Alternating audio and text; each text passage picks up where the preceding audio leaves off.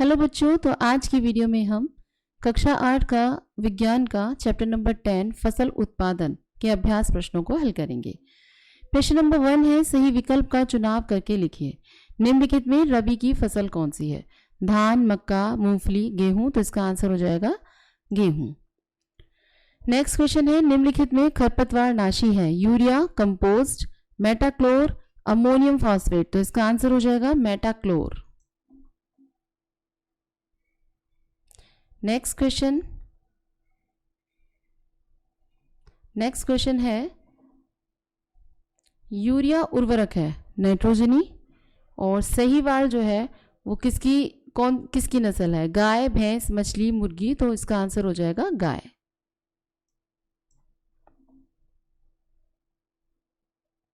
Next question, रिक्त स्थानों की पूर्ति कीजिए। उगाए जाने वाले एक ही किस्म के पौधे फसल कहलाते हैं। दूसरा है, तरबूज, खरबूज, मक्को आदि के लिए कौन सी मिट्टी उपयुक्त होती है? तो इसका आंसर है बलुई मिट्टी। नेक्स्ट है, बुवाई के लिए प्रयुक्त यंत्र डिबलर तथा बीज वेदक है। सोनालिका गेहूं की उन्नत किस्म है जो संकरण के फलस्वरूप प्राप्त हुई है। काटला रोहू ये अलवर्ण जल में पाई जाने वाली मछली है। नेक्स्ट क्वेश्चन है, सही जोड़े बनाइए। प्रश्न नंबर 3 है, सही जोड़े बनाइए। तो स्तंभ क में देखिए डिबलर क्या है? बुवाई की एक विधि है, तो इसे इससे मिलाएंगे। एंड साइलो जो है वो भंडारण की विधि है। साहीवाल अभी आपको पहले भी बताया कि गाय की एक किस्म है। सालमान मछली की नस्ल है, और व्हाइट लेग हॉर्न मुर्गी की नस्ल है। शार्क विटामिन ए और विटामिन डी का स्रोत होता है। नेक्स्ट क्वेश्चन नंबर 4 है, निम्नलिखित प्रश्नों के उत्तर लिखिए।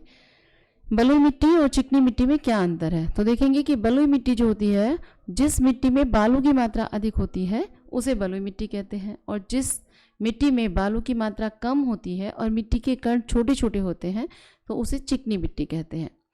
नेक्स्ट क्वेश्चन है, जून से अक्टूबर माह में कौन कौन सी फसलें उगाई जाती हैं? तो इसमें खरीफ की फसलें उगाई जाती हैं। नेक्स्ट क्वेश्चन है, बुवाई के लिए बीज वेदक का क्या महत्व है?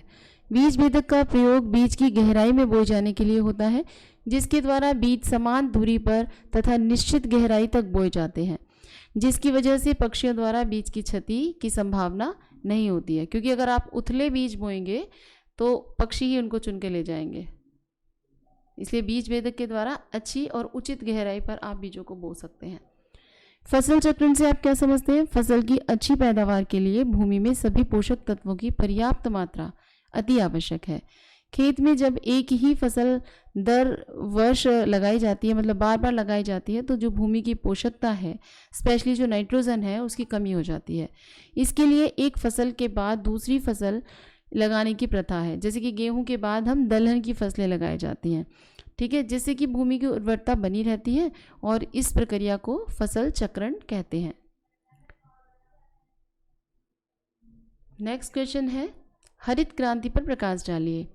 कृषि में सुधार लाने के उद्देश्य के लिए प्रयास 1960 से शुरू किए गए हैं, इसे हरित क्रांति कहते हैं।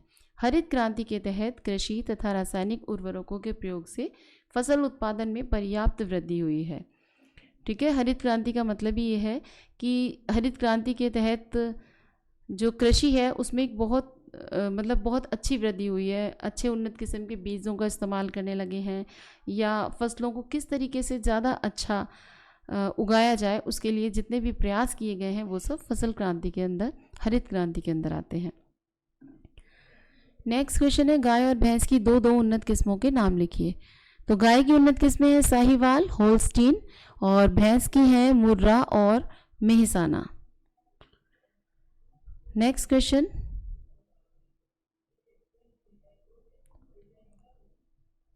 ऊष्मायान काल किसे कहते हैं? मुर्गी अंडे पर बैठकर उसे 21 दिन तक सेती है, इस अवधि को ऊष्मायान काल कहते हैं। इसमें अंडे की नमी और उष्णता बनी रहती है। ये अंडे में भ्रूण के विकास और अंडों के स्फुटन में सहायक होती हैं। नेक्स्ट क्वेश्चन है, अंडों की गुणवत्ता की जांच आप कैसे करेंगे? तो गर्म पानी से भरे पात्र में कुछ अंडे डाल दीजिए। ध्यान से देखिए क्या ये तैरते हैं या पानी में डूब जाते हैं? तो जो अंडे पानी में डूब जाते हैं वो अच्छी गुणवत्ता वाले होते हैं और जो तैरते रहते हैं वो खराब वाले होते हैं। नेक्स्ट क्वेश्चन,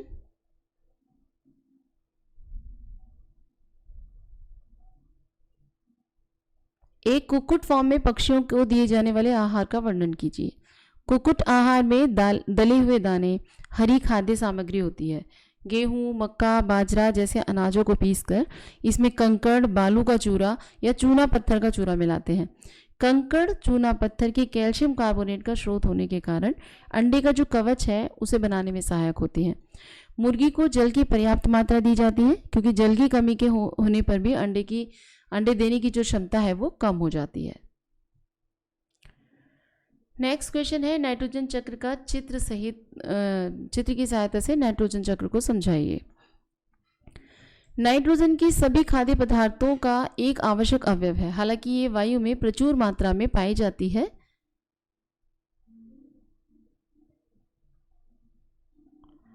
फिर भी पौधे इसे सीधे वायुमंडल से ग्रहण नहीं कर सकते। तो वायुमंडल की नाइट्रोजन को घुलनशील नाइट्रेट्स में बदलने की क्रिया नाइट्रोजन स्थिरीकरण कहलाती है। पौधे नाइट्रोजन को नाइट्रेट्स के रूप में निम्नलिखित विधियों द्वारा बदलते हैं। जो नाइट्रोजन वायुमंडल में होती है सीधे पौधे उसे इस्तेमाल नहीं कर सकते, उसको घुली हुई अवस्था में इस्तेमाल करते हैं, नाइट्रेट्स की अवस्था में।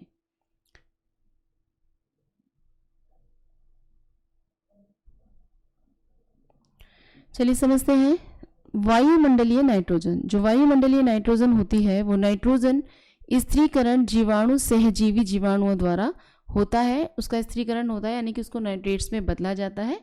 और दूसरा, कृत्रिम उर्वरकों द्वारा भी नाइट्रेट्स में बदला जाता है।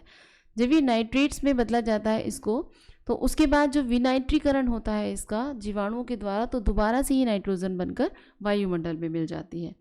एक बिजली कड़कने से भी आप देखेंगे कि नाइट्रोजन जो है वो नाइट्रेट्स में बदलती है और वो नाइट्रेट्स जो होती है वो विनाइट्रीकरण होकर के दोबारा से नाइट्रोजन में बदल जाती है।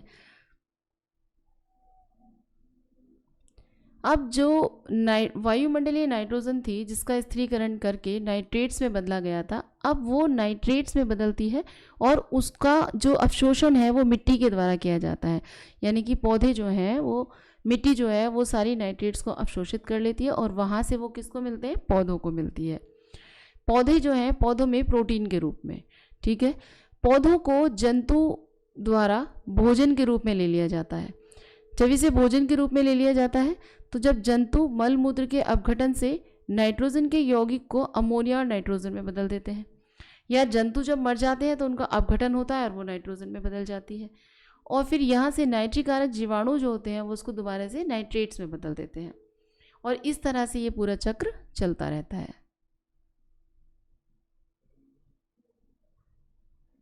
नेक्स्ट क्वेश्चन,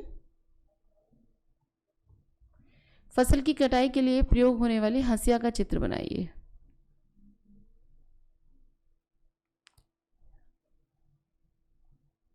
ये रहा। साधारण हंसिया इस तरह की होती है, यहाँ से प्लेन होती है, और एक दांतेदार हंसिया होती है जिसमें यहाँ पर दांते होते हैं।